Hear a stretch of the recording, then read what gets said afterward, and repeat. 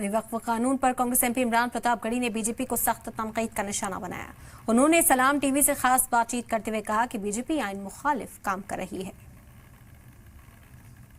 जो कांग्रेस को जो काम शायद पहले करने चाहिए थे, अब आज जाके रेजोल्यूशन भी पास हुआ, युवाओं की बात हो रही है। हर अधिवेशन में रेजोल्यूशन पास होते हैं, उस पर काम भी होता है।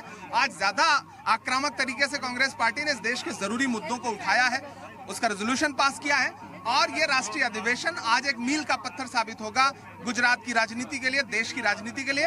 और राहुल गांधी जी ने, खड़गे जी ने जिस तरह से जोश और जज्बा भरा है कांग्रेस पार्टी के सिपाहियों में, वो बहुत अभूतपूर्व है। और मुझे पूरा विश्वास है कि भाजपा जिस तरह से नफरत की राजनीति करके देश में जो है वो राजनीतिक फायदा लेना चाहती है, उसका जवाब हम मोहब्बत से देंगे।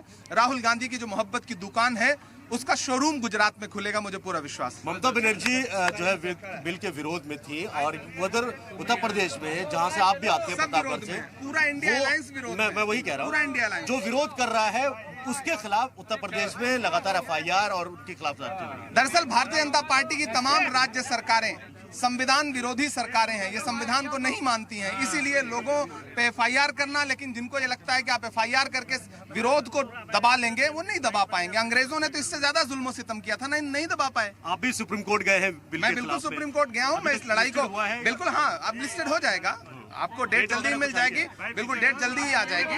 माननीय उच्चतम न्यायालय के मुख्य न्यायाधीश के संज्ञान में है मामला और मैं सुप्रीम कोर्ट में इस मामले को लड़ रहा हूँ, लड़ूंगा, आखिरी तक लड़ूंगा। कांग्रेस में नई जान फूंकने के लिए कहीं ना कहीं अब पूरे जोश से गुजरात की इस सरजमी से रण यानी बिगुल फूंका जा चुका है। महबूब खान के साथ सैयद मुबशर, अहमदाबाद, गुजरात।